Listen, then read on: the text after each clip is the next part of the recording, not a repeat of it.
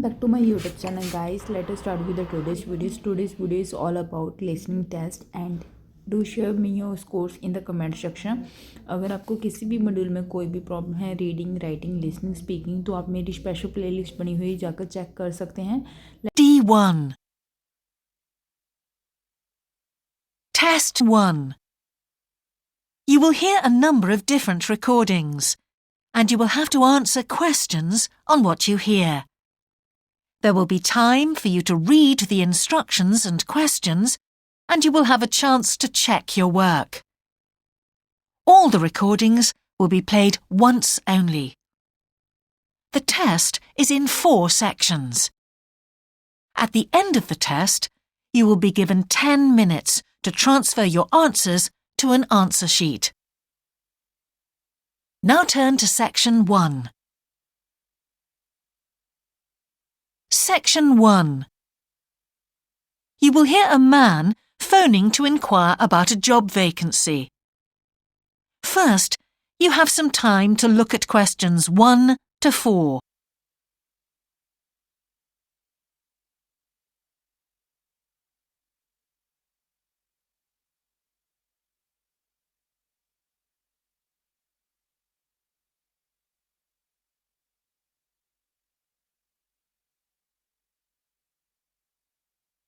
You will see that there is an example that has been done for you. On this occasion only, the conversation relating to this will be played first.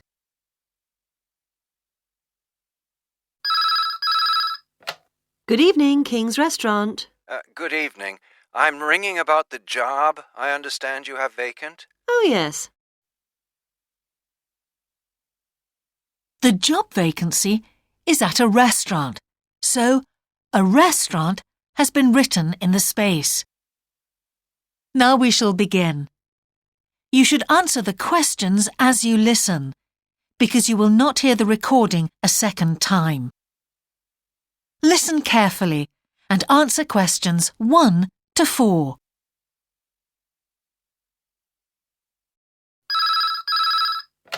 Good evening, King's Restaurant. Good evening. I'm ringing about the job I understand you have vacant. Oh, yes. I'd like to find out a few more details, if I may. Yes, of course. Can I take your name? It's Peter Chin. OK, Peter. Well, if you want to ask about the job, and then if we're both still interested, we could arrange for you to come for an interview. Great, thanks. I'm afraid I missed the advert for the job, but heard about it from a friend. That's no problem at all. What would you like to know? Well, what sort of work is it? Washing up? It's answering the phone. Oh, right, fine. And not waiting at table. That'd be good. And how many nights a week would it be? Well, we're really only busy at the weekend. So 2 nights?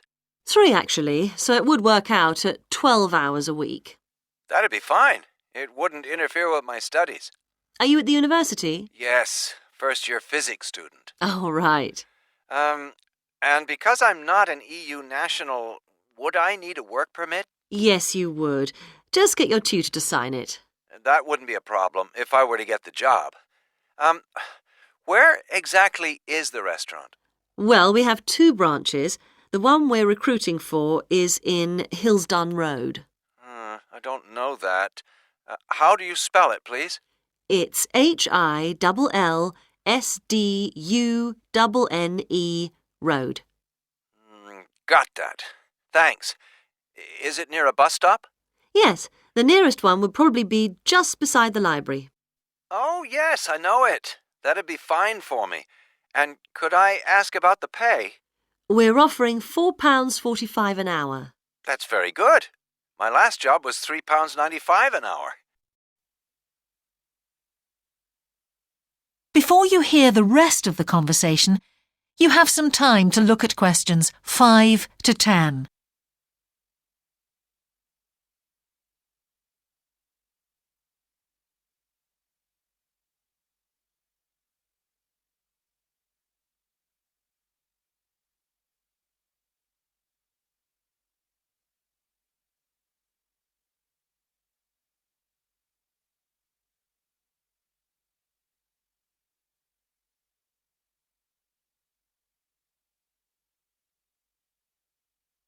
Now listen and answer questions 5 to 10.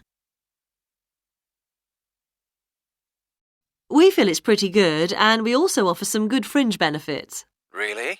Well, we give you a free dinner, so you eat well. Right. Better than hostel food. We certainly hope so. And we also offer extra pay for working on national holidays. Oh, that's a really good perk, isn't it? Yes, we think so. And then because of the difficulties of getting public transport, if you're working after 11 o'clock, we drive you home. Oh, that's good to know. Well, we'd certainly be interested in inviting you for an interview if you're still interested. Oh, yes, certainly. Could I just also ask what qualities you're looking for? Well, for this particular job, we want a clear voice, which you obviously do have. Thanks. And you must be able to think quickly, you know. Well, I hope I... So, when could you come in for an interview? We're actually quite quiet tonight. Sorry, I couldn't come tonight. Or tomorrow, I'm afraid. Thursday's okay. That'd be 22nd of October? Fine. After 5 p.m? Yes, fine. Would 6 o'clock be okay? Perfect. And could you bring along the names of 2 referees? Yes, that's fine. No problem. Good. I look forward to seeing you. Oh, by the way, who should I ask for? Oh, yes, of course. Sorry. My name is Samira Manuja. Can you spell that, please? Manuja. Okay. I've got that. Thanks very much. Look forward to seeing you later on then. That is the end of section 1.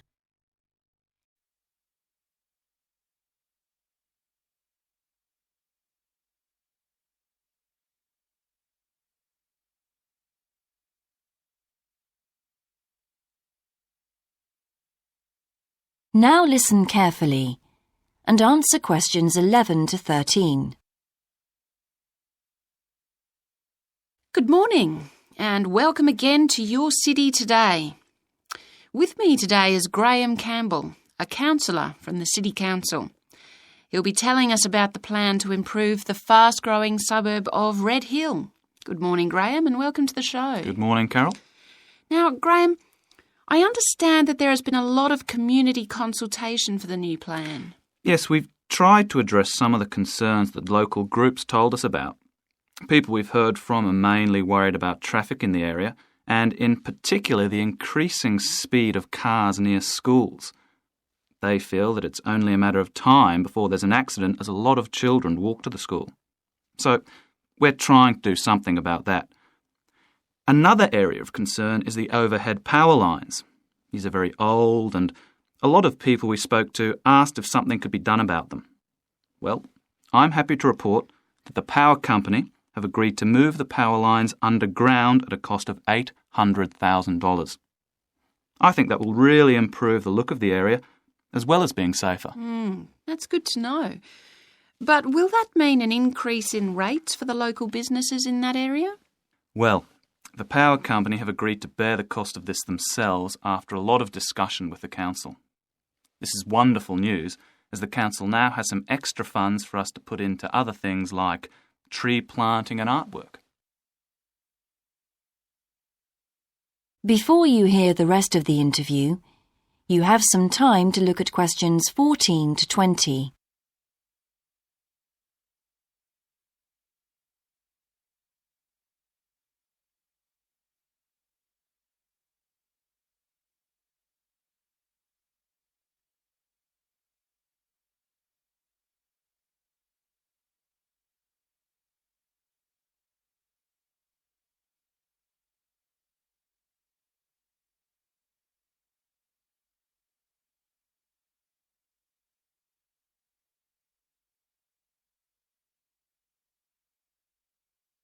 Now listen and answer questions 14 to 20. Now, we've also put together a map which we've sent out to all the residents in the area. And on the map we've marked the proposed changes. Firstly, we'll plant mature pine trees to provide shelter and shade just to the right of the supermarket in Days Road. In order to address the traffic problems, the pavements on the corner of Carberry and Thomas Street will be widened. This will help to reduce the speed of vehicles entering Thomas Street. We think it's very important to separate the local residential streets from the main road, so the roadway at the entrance to Thomas Street from Days Road will be painted red. This should mark it more clearly and act as a signal for traffic to slow down. One way of making sure that the pedestrians are safe is to increase signage at the intersections. A Keep Clear sign will be erected at the junction of Evelyn Street and Hill Street to enable traffic to exit at all times. Something we're planning to do to help control the flow of traffic in the area is to install traffic lights halfway down Hill Street where it crosses Days Road. Now, we haven't only thought about the cars and traffic, of course. There's also something for the children. We're going to get school children in the area to research a local story, the life of a local sports hero, perhaps. And an artist will incorporate that story into paintings on the wall of a building on the other side of Hill Street from the supermarket. And finally, we've agreed to build a new children's playground, which will be at the other end of Hill Street, close to the intersection with Carberry Street. Wonderful. Now, what's the next stage? Well, the final plan... That is the end of section 2. You now have half a minute to check your answers.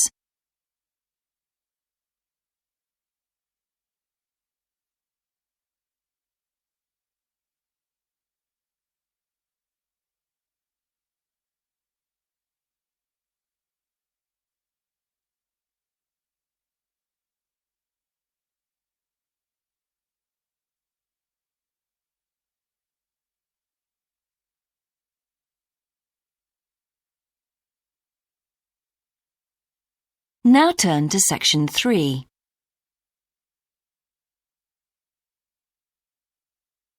Section 3.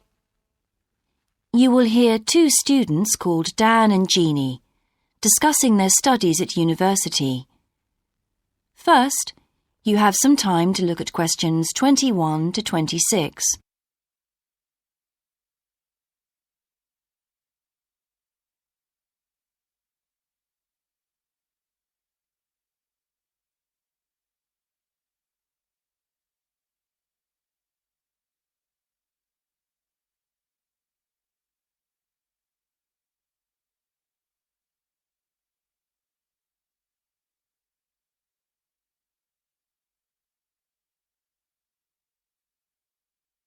Now listen carefully and answer questions 21 to 26.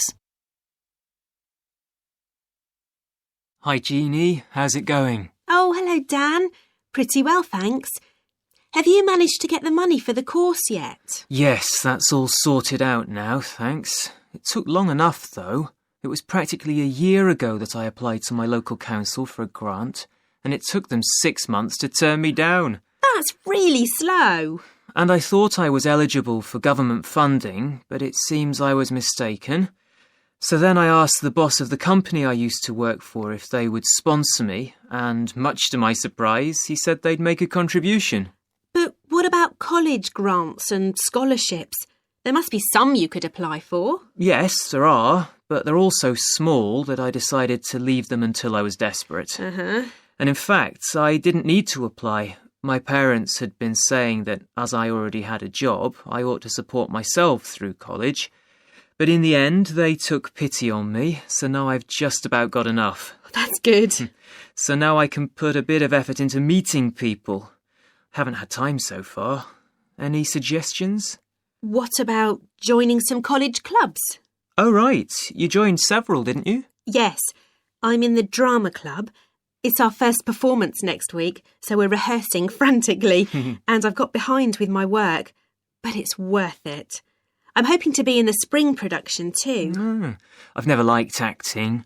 Are you doing anything else? I enjoyed singing when I was at school, so I joined a group when I came to college. I don't think the conductor stretches us enough, though, so I'll give up after the next concert.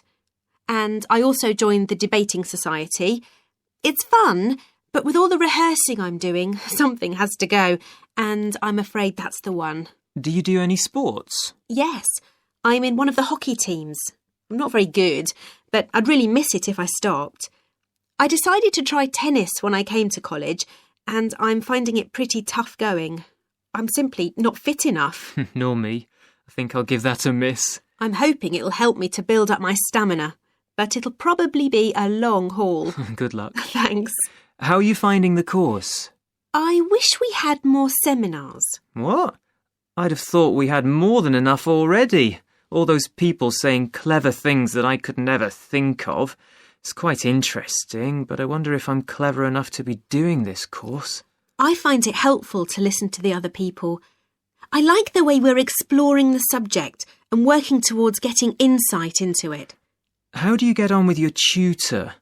I don't think I'm on the same wavelength as mine, so I feel I'm not getting anything out of the tutorials. It would be more productive to read a book instead.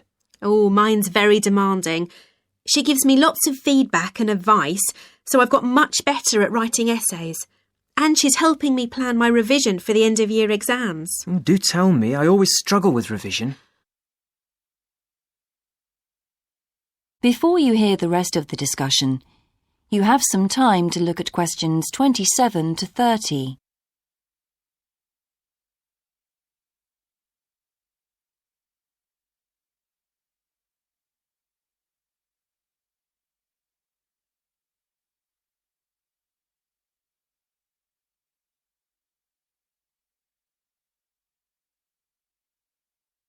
Now listen and answer questions 27 to 30. Well, the first thing is to find out exactly what's required in the exams. Would it help to get hold of some past papers? Yes, they'll help to make it clear. Right, I'll do that. Then what? Then you can sort out your revision priorities based on what's most likely to come up. I put these on a card and read them through regularly. But that isn't enough in itself. You also need a timetable to see how you can fit everything in the time available. Then keep it in front of you while you're studying. I've done that before, but it hasn't helped me. Maybe you need to do something different every day. So if you break down your revision into small tasks and allocate them to specific days, there's more incentive to tackle them. With big topics, you're more likely to put off starting. Good idea. And as I revise each topic, I write a single paragraph about it. Then later I can read it through quickly, and it helps fix things in my mind. Oh, that's brilliant. I also write answers to questions for the exam practice. It's hard to make myself do it, though. Well, I'll try. Thanks a lot, Jeannie. That's a great help. No problem. See you around. Bye. That is the end of section 3. You now have half a minute to check your answers.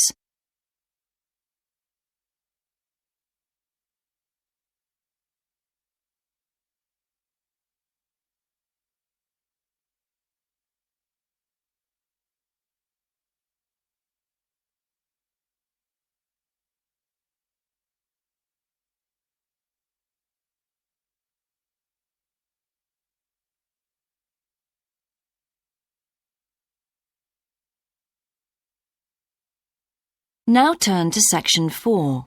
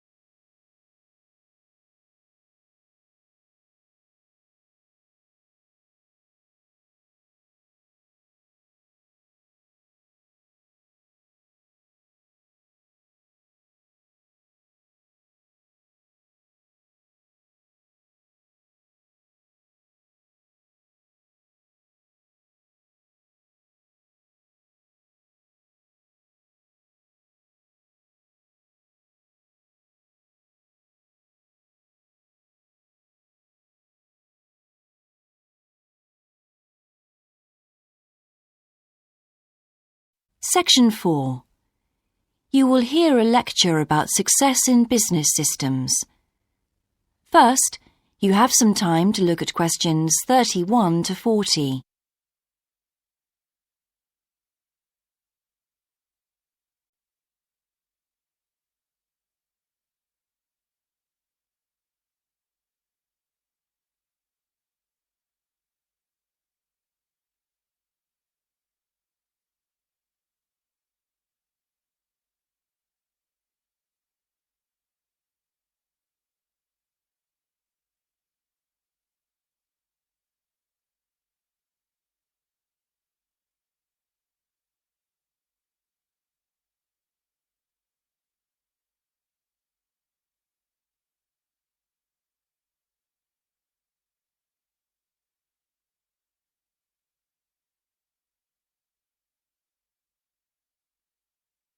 Now listen carefully and answer questions 31 to 40.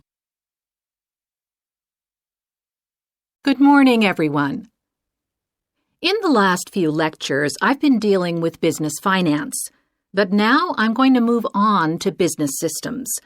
And in today's lecture, I'm going to talk about what can go wrong when businesses try to copy their own best practices. Once a business has successfully introduced a new process, managing a branch bank, say, or selling a new product, the parent organization naturally wants to repeat that success and capture it, if possible, on a bigger scale. The goal, then, is to utilize existing knowledge and not to generate new knowledge. It's a less glamorous activity than pure innovation, but it actually happens more often, as a matter of fact. However, surprisingly, getting things right the second time is not necessarily any simpler than it was the first time. Now, there's been a lot of research into how companies can repeat their previous successes, and it certainly hasn't been confined to the United States. It seems that most large industries are trying to repeat their own successes and manage the knowledge they've acquired. But even so, it has been shown that the overwhelming majority of attempts fail.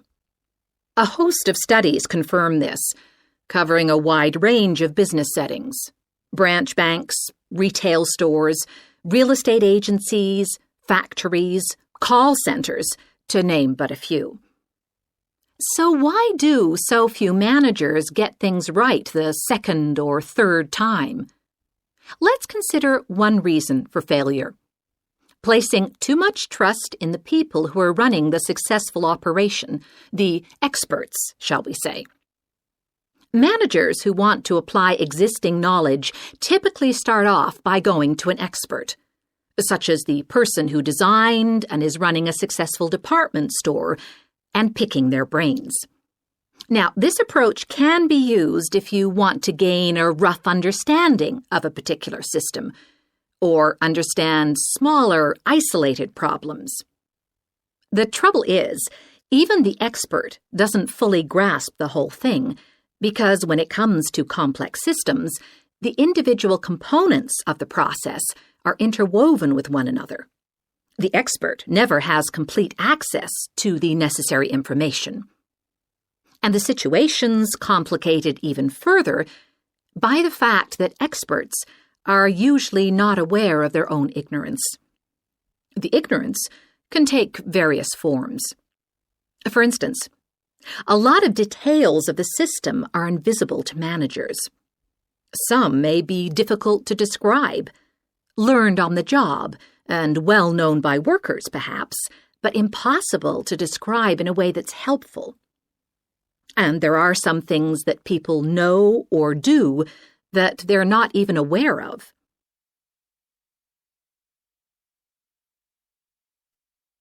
Now, let's consider two types of mistake that can occur when a manager actually starts to set up a duplicate system to replicate a successful process. Firstly, perhaps he forgets that he was just trying to copy another process and starts trying to improve on it.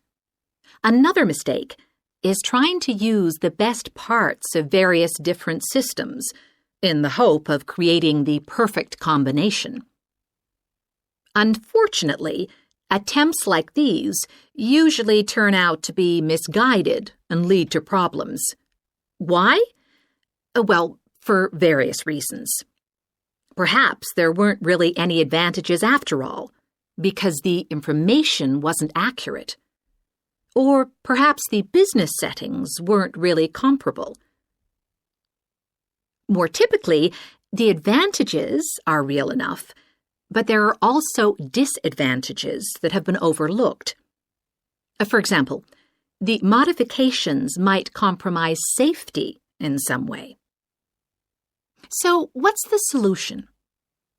Well, I don't intend to suggest that it's easy to get things right the second time. It's not. But the underlying problem has more to do with attitudes than the actual difficulty of the task, and there are ways of getting it right.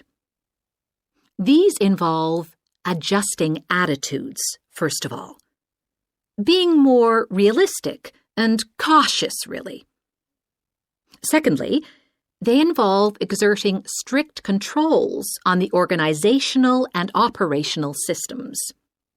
And this, in turn, means copying the original as closely as possible.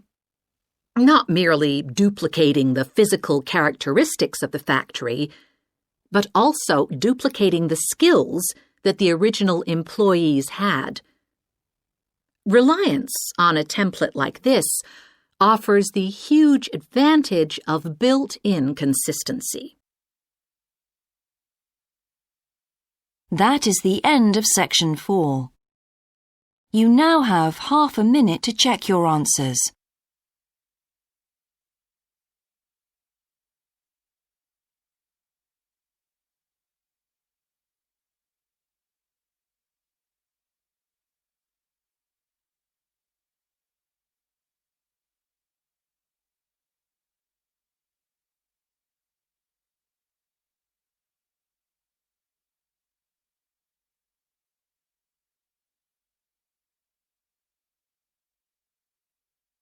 That is the end of the listening test.